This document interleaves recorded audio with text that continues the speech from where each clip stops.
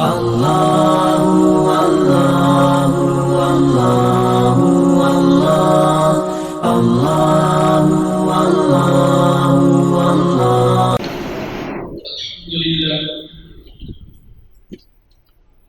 الحمد لله رب العالمين والصلاة والسلام على سيدنا محمد وعلى آله وأصحابه أجمعين ومن تبعهم بإحسان إلى يوم الدين. أما بعد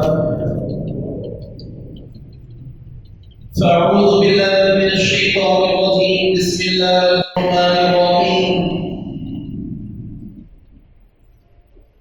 ألف لام ميم ذلك الكتاب لا ريب فيه هدى للمتقين الذين يؤمنون بالغيب ويقيمون الصلاة ومما رزقناهم ينفقون والذين يؤمنون بما أنزل إليك وما أنزل من قبلك وبالآخرة هم يوقنون أولئك على هدى من ربهم وأولئك هم المفلحون. وقال تعالى في مقام آخر يا أيها الذين آمنوا اركعوا واسجدوا واعبدوا ربكم وافعلوا الخير لعلكم تفلحون. وقال النبي صلى الله عليه وسلم خير الناس من ينفع الناس وإذا قال الخلق عيال الله أو كما قال عليه الصلاة والسلام. صدق الله العظيم وصدق رسوله النبي الكريم ونحن على ذلك من الشاهدين والشاكرين والحمد لله رب العالمين. محترم بزرگ و عزیز دوست، اللہ کے لائی اور پیارے بندو، گزشتہ جمعہ ہم نے سنا کہ اللہ کا کلام قرآن مجید کتنی عظیم کتاب ہے جس میں کوئی شک کی تک گنجائش نہیں ہے. دنیا کی ایسی واحد کتاب ہے جو یہ کھلا اعلان کرتی ہے کہ وہ کوئی اس جیسا کلام پیش کرے. قرآن کی عظمت ہم نے سنی. قرآن کی عظمت سن کر پھر قرآن کو اللہ تعالیٰ نے متقین کی ہدایت کے لیے بھیجا اور پھر آگے اللہ تعالیٰ نے متقی و مومنین کی صفات بھی بتلائی. ان صفات میں سے دو صفتیں ہم نے گزار کی. پہلی صفت تھی ایمان بالغیب کہ غیب کی چیزوں پر ایمان لانا. دوسری صفت تھی اقامت صلاۃ نماز کو قائم کرنا. اللہ کے نبی صلی اللہ علیہ وسلم نے جو تعلیمات اور ہدایات غیب کی چیزوں کے بارے میں فرمائی ہیں ان پر اللہ کے نبی صلی اللہ علیہ وسلم پر یقین و بھروسہ کرتے ہوئے ایمان لانا، ان باتوں کو مان لینا، اس کو ایمان بالغیب کہا گیا. اور نماز کو اس کے آداب کے ساتھ، اس کے فرائض و واجبات، سنن و مستحبات، اس کے تمام آداب کی رعایت کرتے ہوئے ادا کرنے کو پابندی کے ساتھ ہر حال میں نماز پڑھنے کو، نماز کو قائم کرنا کہا گیا. اور پھر تیسری صفت اللہ رب العزت فرماتے ہیں کہ مومن اور متقی کی تیسری صفت ہے وَمِمَّا رَزَقْنَاهُمْ يُنْفِقُونَ، اور جو کچھ ہم نے انہیں عطا فرمایا ہے، دیا ہے، اس میں سے اللہ کی خوشنودی کے لیے اللہ کی راہ میں خرچ کرتے ہیں. اللہ کی خوشنودی کی خاطر، اللہ کی رضا کی خاطر، اللہ کی محبت میں، اللہ کے نام پر اللہ کی راہ میں خرچ کرنا، یہ مومن اور متقی کی نشانی ہے. جس کے آگے اللہ تعالیٰ فرماتے ہیں باقی دو آیتوں میں وَأُولَٰئِكَ هُمُ الْمُفْلِحُونَ کہ جن کے اندر یہ اوصاف پائی جاتی ہیں یہی کامیاب ہیں. ہمارے نزدیک کامیابی کا جو دروازہ ہے یہ الگ ہے. ہم نے کامیابی یہ سمجھی کہ خوب مال جمع کر لے تو کامیاب، بہت عزت ہے، بہت دولت ہے، نام و نمود خوب ہے تو کامیاب، اچھی لائف اسٹائل، اچھی زندگی گزار رہے ہیں تو کامیاب، اچھا کماتا ہے، اچھا کھا رہا ہے، اچھے گھر میں اچھا پہنتا ہے، بیوی بچوں کو خوش رکھ رہا ہے تو کامیاب. یہ ہمارا نظریہ ہے. قرآن کا نظریہ، اللہ کا نظریہ، شریعت و اسلام کا نظریہ الگ ہے. وَمِمَّا رَزَقْنَاهُمْ يُنْفِقُونَ کہ مومن اللہ کی راہ میں خرچ کرے، اس میں خوشی محسوس کرے، اللہ کی راہ میں خرچ کرنے پر فخر سمجھے اور اللہ نے جو دیا ہے وہ خرچ کرتا رہے. فرمایا قرآن نے، اللہ نے کہ یہ کامیاب ہیں، یہ لوگ کامیاب ہیں. کامیابی ان کے نصیب میں ہے، ان کے مقدر میں ہے. حقیقت میں کامیاب یہ لوگ ہیں. قرآن مجید میں اللہ رب العزت فرماتے ہیں یا ایھا الذین آمنوا ارکعوا، اے ایمان والوں رکوع کرو، جھکو اللہ کے سامنے، واسجدوا اور سجدہ ریز ہو جاؤ، ماتھا ٹیکو، واعبدوا ربکم اور اپنے رب کی عبادت کرو، وافعلوا الخیر لعلکم تفلحون اور بھلائی اور نیک کے کام کرتے رہو تاکہ تم کامیاب ہو جاؤ. سورۃ الحج کی آخر کی دو آیتوں میں ہے، آخر سے پہلے کی آیت میں اللہ رب العزت فرما رہے ہیں کہ پہلی چیز فرمائی کہ رکوع کرو، سجدہ کرو، واعبدوا ربکم اور اپنے رب کی عبادت کرو. قرآن کی ایک آیت بھی ہمارے لیے بڑی آنکھیں کھولنے والی چیز ہے. ایک آیت کے اندر اگر غور کیا جائے، یہ جو تھوڑی دیر آیتیں پڑھ کر ہم بیانات سنتے ہیں یہ ایسے ہی نہیں کہ کوئی آئے کچھ بولے چلے گئے، ہمارے پاس وقت کا بیٹھ کے سن لیے، بلکہ غور کرنے کی چیزیں ہیں. ایک آیت کے اندر اللہ تعالیٰ نے گویا کہ کامیابی کا راز بتلا دیا، چابی دے دی کامیابی کی، کامیابی کا خزانہ اللہ رب العزت نے گویا ہمارے گود میں ڈال دیا. اللہ تعالیٰ سمجھا رہے ہیں کہ رکوع سجدہ کرنا ہے تو نماز ہے، واعبدوا ربکم اور ہر اعتبار سے ہر عبادت لازمی طور پر اللہ کی کرنی ہی ہے، لازمی طور پر عبادت ہے. واعبدوا ربکم اپنے رب کی عبادت کرو. ساری چیزیں آ گئی، دین آ گیا، عبادت ہو گئی.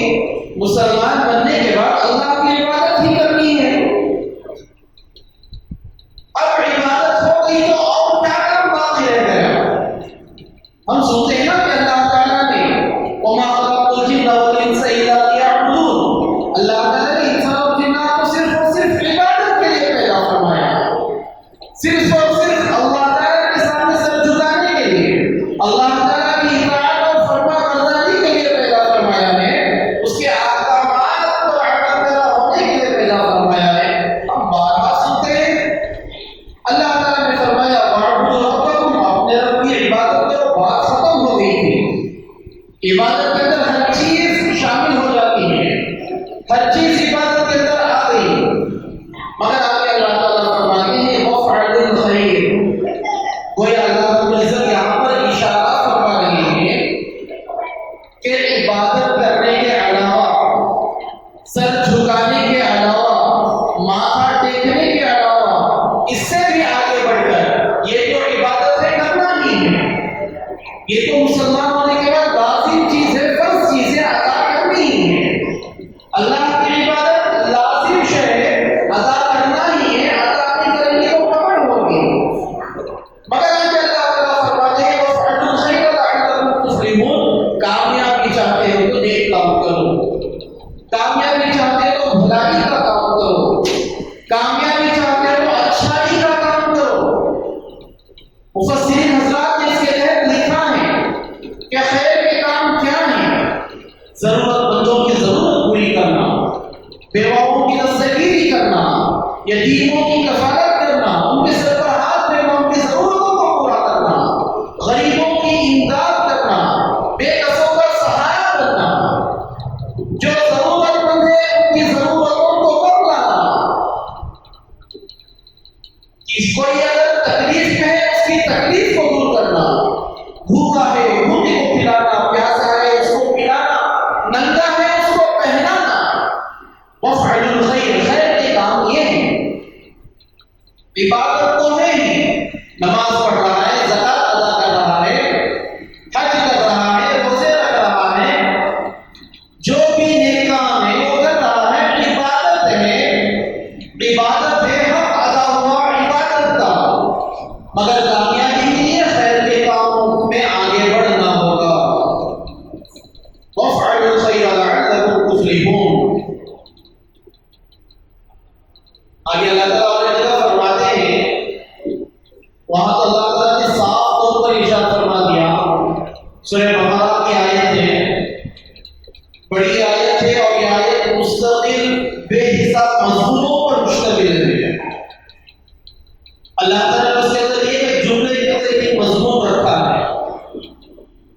اللہ تعالیٰ فرماتے ہیں، لَيْسَ الْبِرَّ أَن تُوَلُّوا وُجُوهَكُمْ قِبَلَ الْمَشْرِقِ وَالْمَغْرِبِ وَلَٰكِنَّ الْبِرَّ مَنْ آمَنَ بِاللَّهِ وَالْيَوْمِ الْآخِرِ وَالْمَلَائِكَةِ وَالْكِتَابِ وَالنَّبِيِّينَ۔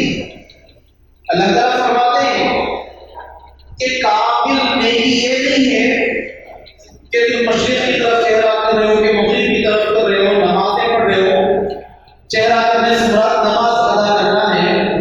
اللہ تعالیٰ فرماتے ہیں کہ نماز پڑھ لینا کامل نیکی نہیں ہے، مکمل نیکی نہیں ہے۔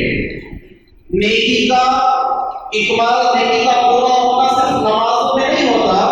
لَيْسَ الْبِرَّ أَن تُوَلُّوا وُجُوهَكُمْ قِبَلَ الْمَشْرِقِ وَالْمَغْرِبِ وَلَٰكِنَّ الْبِرَّ مَنْ آمَنَ بِاللَّهِ، لیکن نیکی یہ ہے کہ اللہ پر ایمان لے آؤ، وَالْيَوْمِ الْآخِرِ، آخرت پر ایمان لاؤ، وَالْمَلَائِكَةِ، فرشتوں پر ایمان لاؤ، وَالنَّبِيِّينَ، اور نبیوں پر ایمان لاؤ۔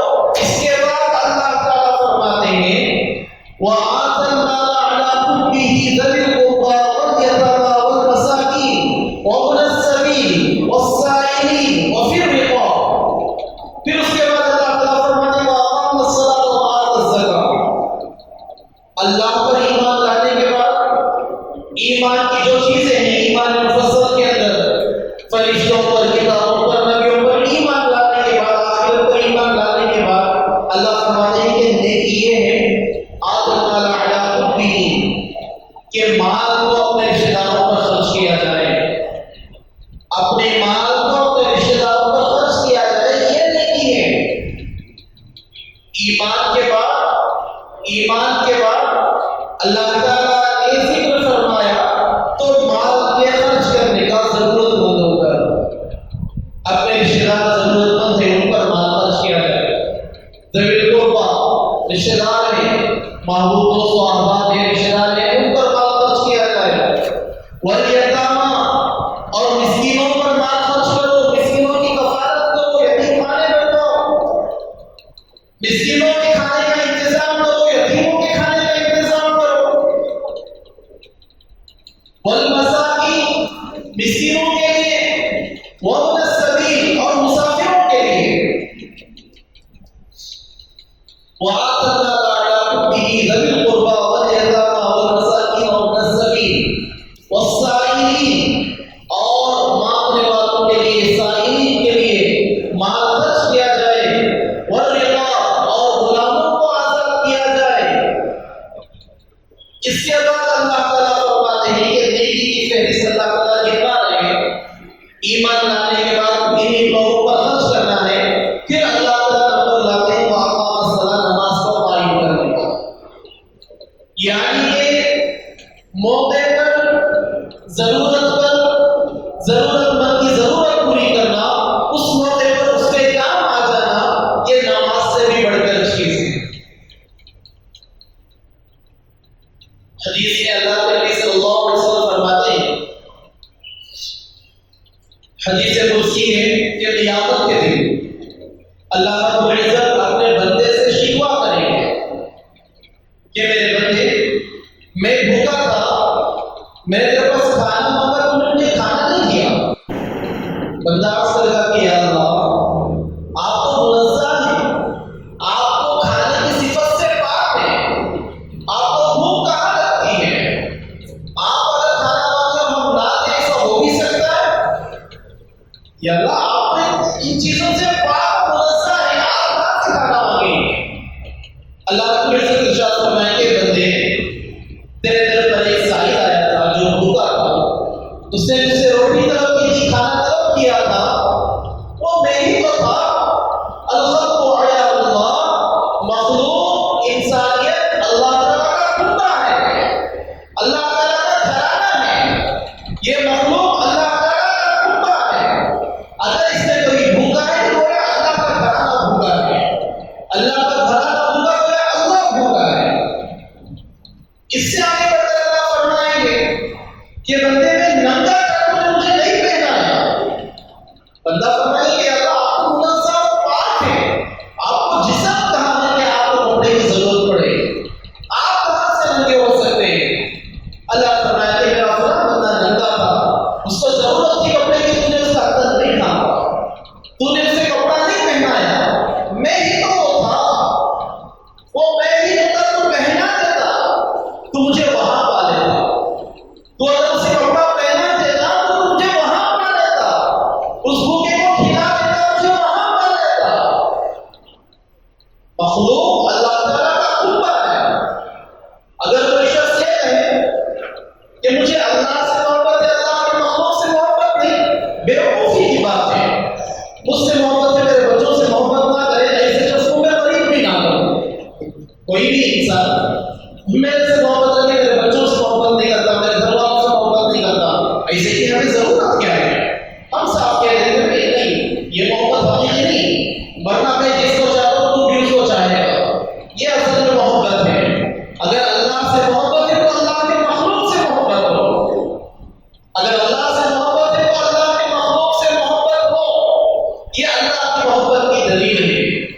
اور اللہ کی محبت میں اللہ کی مخلوق پر خرچ کیا جائے، اللہ کی محبت میں اللہ کی مخلوق پر لٹایا جائے، اور اللہ تعالیٰ سمجھا رہے مما رزقناہم، تم نے کمایا اس میں سے خرچ مت کرو۔ اگر کوئی انسان یہ کہے کہ میری طاقت سے میں کما رہا ہوں، بیوقوفی ہے۔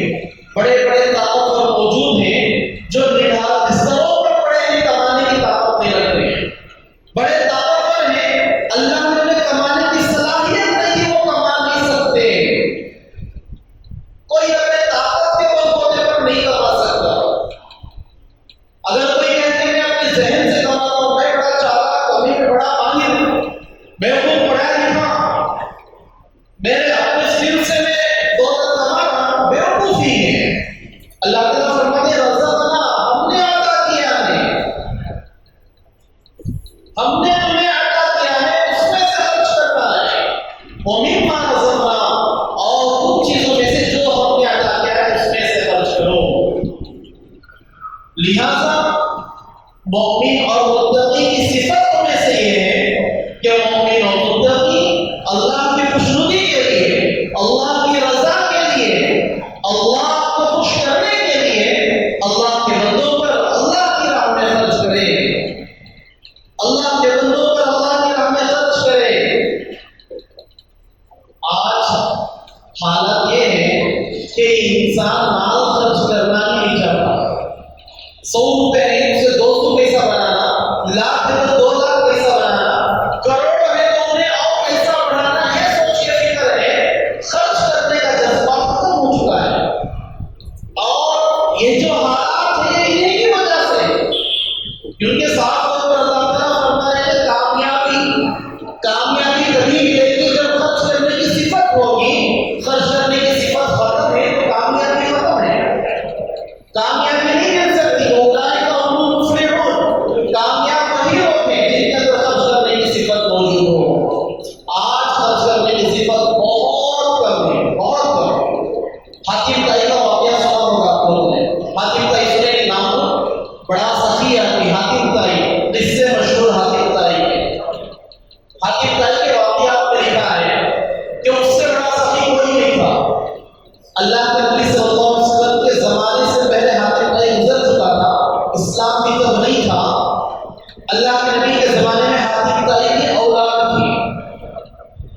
البتہ حاکم تائی کے اس سے بڑے مشہور، اس کی سخاوت بہت مشہور، بہت بڑا مالدار اور خوب دیندار، خوب خرچ کرنے والا، خوب خرچ کرنے والا۔ فرماتے ہیں کتابوں میں آیا ہے کہ حاکم تائی سے پوچھا گیا کہ حاکم تم تو بڑے سخی آدمی ہو، بڑے دیندار ہو، ہاتھ تمہارا ہمیشہ کھلا رہتا ہے، کبھی تم نے تم سے بڑا سخی دیکھا ہے؟ تم سے بڑا سخی کبھی تم نے دیکھا ہے؟ تو حاکم نے کہا کہ ہاں میں نے مجھ سے بھی بڑا سخی دیکھا۔ تو میں نے وہ کہاں دیکھا تھا؟ حاکم نے کہا کہ ایک مرتبہ میں سفر میں تھا، راستہ گزر رہا تھا کہ رات ہو گئی، ایک چرواہے کے گھر میں رکنا ہوا۔ پہلے مہمان نوازی بہت عام تھی، مہمان آتے تو خوشی کا اظہار کیا جاتا تھا، اللہ معاف فرمائے ہمارے گھروں میں بے برکتی کی وجہ، ہمارے گھروں میں نحوست کی وجہ سب سے بڑی اب یہ ہے کہ مہمان کے آنے پر پیشانی پر بل لاتا ہے، آدھا کبھی سے کام ہوگا، نہ سو پارٹی کا نہ سو۔ ہمارے والد دادا وہ اولاد تو وہاں تک کہ الحمدللہ مہمان نوازی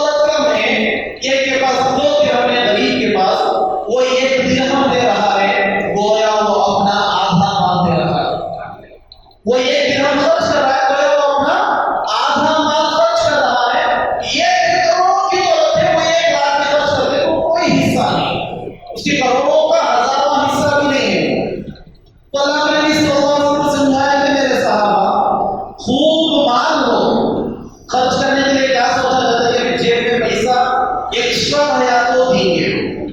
ماننے والے آتے ہیں جیب میں دیکھتے ہیں اچھا یہ میری ضرورت کے 100 روپے 200 روپے 1000 جتنے بھی ہیں دیکھ کر جیب میں یہ سوچا کہ یہ میری ضرورت کا پیسہ ہے.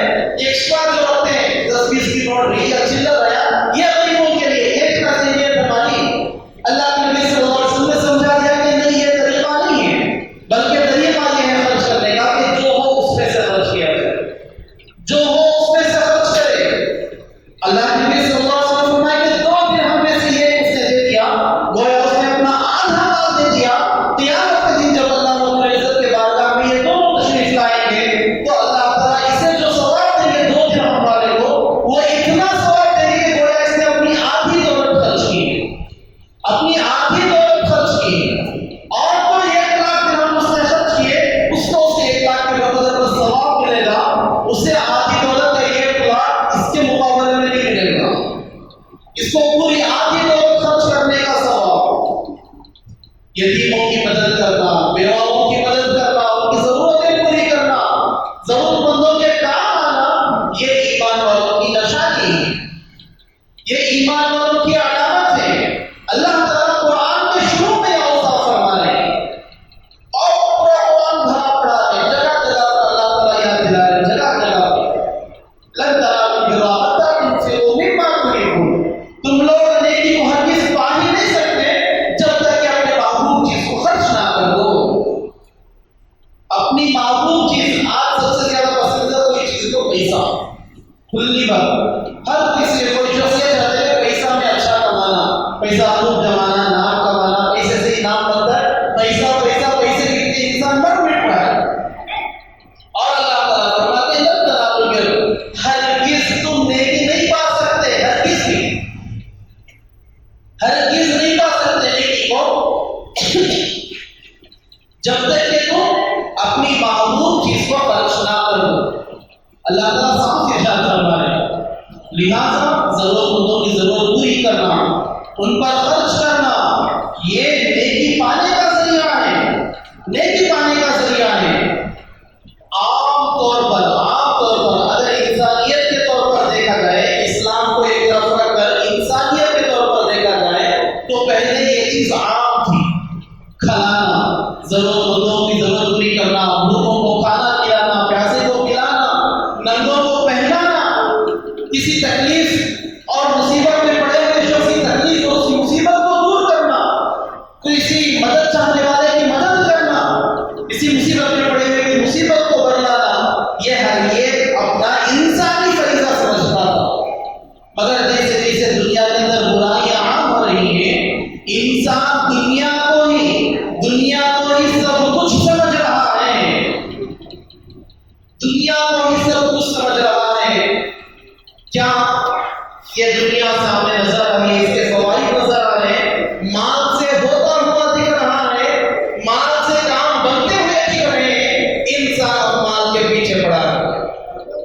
انسان کو انسانیت کی فکر نہیں رہی, انسان کو انسانیت کا کچھ پڑا ہی نہیں ہے, انسانیت گویا کہ ختم ہو رہی ہے. اور اگر انسانیت سے آگے بڑھ کر اسلام, شریعت, اللہ اور اس کے رسول کے احکام اگر دیکھے جائیں تو اللہ اور اس کے رسول کے احکام مسلمانوں کو اس بات کی دعوت دیتے ہیں کہ مسلمان وہ ہیں خیر الناس من ينفع الناس. اللہ کے نبی صلی اللہ علیہ وسلم نے فرمایا کہ تمام لوگوں میں سب سے بہتر شخص وہ ہے من ينفع الناس, جو لوگوں کو نفع پہنچائے, جو لوگوں کو نفع پہنچائے وہ لوگوں میں سب سے بہتر انسان ہے. اگر وہ لوگوں کو نفع نہیں پہنچا سکتا, اللہ نے اسے استطاعت بھی دی ہے, اگر وہ لوگوں کو نفع نہیں پہنچا سکتا تو وہ دنیا کا سب سے ذلیل اور کمتر آدمی ہے. سب سے ذلیل اور کمتر آدمی دنیا کا وہ ہوگا جس کے پاس طاقت ہو, استطاعت ہو, پھر بھی وہ ضرورتیں پوری نہ کرے. آج کل حالات ہم سن رہے ہیں, کچھ دن پہلے سیکوں یہاں بھی چل رہا تھا, کوکن, رتناگیری اور مہاراشٹر کے چند علاقے ایسے وہاں پر حالات اللہ تعالیٰ نے پیدا فرمائے, سوچ کر بھی ہم نے کاٹے آئے, روٹے کھڑے ہو گئے, سوچ کر دیکھیں ہمارے بھی بچوں کے ساتھ گھر میں موجود ہیں, پانی بھر گئے ہمارے گھر میں, کیا کیسے تو ہو گئے 3-4 وقت سے زیادہ بنی گئے. مثال دے رہا ہوں, ایک دو وقت کھانا ہمارے بچے اگر نہ کھائیں, ہمارے اندر کیسے نہیں کرے جاتے ہیں, ہمارے سینے میں درد شروع ہو جاتا ہے. خالی امیجن کرو بچہ رو بھوکا رہ جائے, میں میرے بیوی بچوں کے لیے کچھ کر نہ پاؤں, میں بھی مجبور ہو جاؤں, کیا حالت ہوگی. اگر راستے میں گندگی کا راستہ جو ہے روڈ وہ اگر خراب ہوگا تو ہمارے آنے جانے میں تکلیف, وہاں پر حالات ایسے آئے, کچھ میسیجز آئے کہنے والے یہ تک کہہ کر بھیجا ہے کہ حالات دیکھ کر یہ پتا چل گیا کہ یہاں پر قیامت پر پہنچ چکی ہے. گاڑیوں پر گاڑیاں الٹ پلٹ کر پڑی ہیں, گھر ٹوٹے ہوئے پڑے ہیں, لوگوں کی لاشیں نہیں مل رہی ہیں. فرمایا کہ چھوٹا سا گاؤں تھا, 80 پر 4 گھر تھے, وہاں پر 80 افراد بھی باقی نہیں. 80 پر 4 گھر میں کم سے کم گھر میں 5-6 آدمی تو ہوں گے, 80 افراد بھی ہوں گے, باقی سارے حضرات لاپتہ ہیں. چکڑ خوب بھر گیا گاؤں میں, لوگوں کے لیے دوائی کا انتظام نہیں, سارے پانی کے نل وغیرہ خراب, تو پانی کا انتظام نہیں, کھانے کا انتظام نہیں. کوئی ادھر پہنچنا چاہ رہا ہے تو پہنچنے کے لیے جو راستے میں پل وغیرہ تھے وہ پل ٹوٹ گئے, راستے خراب ہو گئے. بہت بدتر حالت میں وہ لوگ اب ہیں, بہت بدتر حالت میں. بہت ہونے کی ضرورت ہے. اللہ تعالیٰ کا شکر ادا کریں, اللہ تعالیٰ کا شکر ادا کریں کہ ہماری ایک کمزوری نمازیں نہیں پڑھتے, اللہ تعالیٰ کی نافرمانی چل رہی ہے, وہ شب گانے ٹی وی موویز ان سب چیزوں میں پڑھنے کے باوجود بھی اللہ کا شکر ہے کہ اللہ نے ہمیں عذاب سے بچا رکھا ہے. ورنہ دیر نہیں لگتی کہ وہ عذاب یہاں پر آ جائے, دیر نہیں لگے گی کہ وہ عذاب یہاں پر آ جائے. یہ اللہ تعالیٰ کا رحم و کرم ہم پر ہے کہ اللہ نے ہمیں اس عذاب سے بچا رکھا ہے. اب وہ حضرات ضرورت مند ہیں, اور ایسے کوئی علاقے نہیں کہ جو غریب علاقے تھے, جیسے بھٹکل علاقہ نہیں ہمارا, ساحلی علاقہ, اچھا مالدار علاقہ, تو کنکر وغیرہ یہ ایسے ہی علاقے تھے, ساحلی علاقہ اور اچھے مالدار علاقے. مگر حالت ایسی ہے کہ مالدار کے پاس مال موجود ہے, ان کے بدن پر جو کپڑے تھے ان کپڑوں کے علاوہ ان کے پاس کوئی چیزیں موجود نہیں ہیں. بہت دن تک وہ بھوکے رہے ہیں, پیاسے رہے ہیں, اور بارش میں بھیگتے رہنے کی وجہ سے وہ حضرات بیمار بھی ہیں. بہت ضرورت مند ہے, بہت ضرورت مند. اور ایسوں پر خرچ کرنا اور ایسی ضرورتوں میں خرچ کرنا یہ اللہ تعالیٰ کو بہت زیادہ پسند ہے, بہت زیادہ پسند ہے. اللہ کے نبی صلی اللہ علیہ وسلم کے بارے میں آتا ہے کہ اللہ کے نبی صلی اللہ علیہ وسلم کو نبوت ملنے سے پہلے, نبوت کو ملی 40 سال کی عمر میں. امی خدیجہ رضی اللہ عنہا سے نکاح اللہ کے نبی صلی اللہ علیہ وسلم کا 25 سال کی عمر میں ہوا. فرماتے ہیں کہ نکاح کے بعد ایک مرتبہ ایسا واقعہ پیش آیا کہ اللہ کے نبی صلی اللہ علیہ وسلم اکثر تو باہر رہا کرتے, وادی میں غار حرا میں رہا کرتے تھے, اللہ کی عبادت میں لگے رہتے تھے. ایک مرتبہ آئے گھر کے اندر, گئے اور بستر پر سو گئے. اللہ کے نبی صلی اللہ علیہ وسلم کے چہرے پر غمی کے آثار تھے. امی خدیجہ رضی اللہ عنہا فرمانبردار بیوی تھی, اطاعت گزار تھی. پوچھا کہ میرے آقا, میرے شوہر, کیا بات ہے آپ پر, آپ کے چہرے پر اداسی کیوں چھائی ہوئی ہے؟ اللہ کے نبی صلی اللہ علیہ وسلم فرمایا کہ خدیجہ, میں ابھی آ رہا تھا تو دیکھا کہ فلاں وادی میں ایک قافلہ آیا ہے, لوگ اس میں لگے ہیں, ان کے بدن پر کپڑے بھی نہیں ہیں, وہ لوگ بھوکے ہیں, پیاسے ہیں, تو کوئی ان کا پرسہ یہاں نہیں, کوئی ان کی ضرورت پوری کرنے والا نہیں ہے. اور میری حالت ایسی ہے کہ میں اپنی تجارت سے میں ان کی ضرورتوں کو پورا نہیں کر سکتا, میرے پاس اتنا مال موجود نہیں. امی خدیجہ رضی اللہ عنہا مالدار عورتوں میں تھی. انہوں نے کہا کہ یا رسول اللہ کے رسول نبی تو نہیں تھے, انہوں نے فرمایا کہ محمد اگر ایسی بات ہے تو جائیں اور مکے کے بڑے بڑے سرداروں کو جمع کریں. اللہ کے نبی صلی اللہ علیہ وسلم نے سرداروں کو جمع کیا. اللہ کے نبی کے آنے تک امی خدیجہ رضی اللہ عنہا نے اپنے مال کا ڈھیر لگایا. کتابوں میں لکھا ہے کہ ڈھیر اتنا بڑا تھا, جب اللہ کے نبی صلی اللہ علیہ وسلم آئے اس ڈھیر تک چھپ گئے تھے. اتنا بڑا اپنا مال کا ڈھیر لگایا, سارے خادموں کے ذریعے سے بڑا مال اپنا جمع کروایا, اور سارے سرداران مکہ کے سامنے یہ اعلان کیا جب وہ آ گئے کہ تم سب گواہ رہنا کہ آج میں اپنے سارے مال کا مالک محمد کو بنا دیا.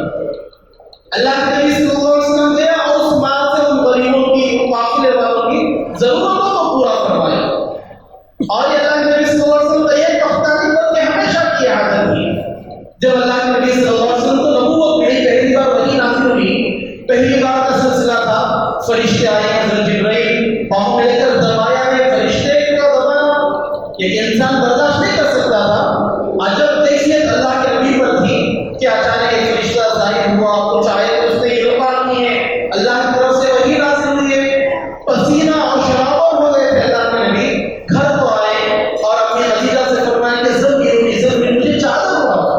چادر اڑایا گیا، پانی ڈالا گیا، مگر اللہ کے نبی صلی اللہ علیہ وسلم پر ایک عجب گھبراہٹ اور حیرانی کی کیفیت تاری تھی۔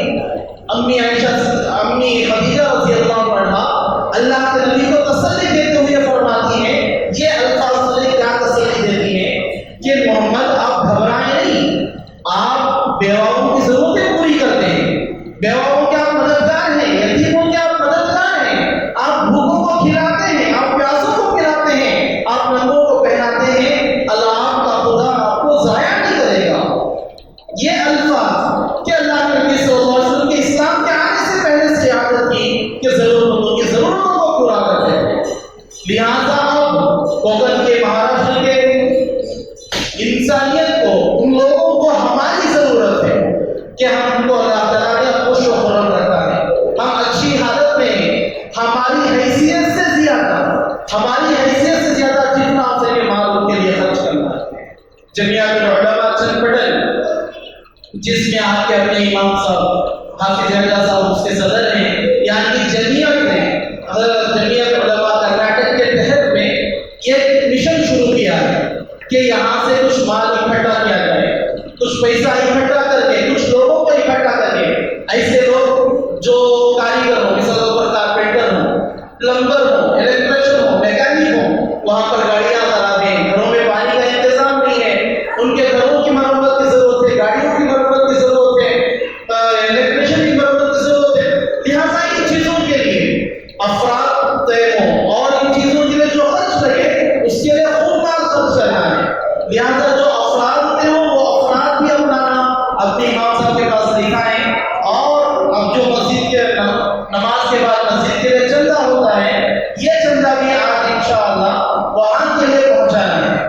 لہٰذا خوب دل کھول کر اس کے لیے چندہ ڈالیں اور جا کر اپنے گھروں میں، اپنے دوست احباب میں جتنا ہو سکے اپنی جانب سے، ضروری نہیں کہ امام صاحب کچھ اعلان کر وہ چندہ کرنا، آپ حضرات اگر کسی کے لیے اس کا گھر بسانے کے لیے، اس کے بھوکے پیٹ کو کھلانے کے لیے، ان کے پیاسے بچوں کو پلانے کے لیے، ان کے بیمار بچوں کی دوائی کے لیے اگر آپ کے دو بول لگ جائیں اور اس سے کچھ رقم بھی پہنچ جائے، واللہ ایک جان بچانے کا، یا جتنے جانوں کا خرچ ہوگا اتنی جانیں بچانے کا ثواب ملے گا، اتنی جانیں بچانے کا ثواب۔ جان بچانا کوئی بڑی چھوٹی چیز نہیں، کوئی معمولی بات نہیں ہے جان بچا دینا۔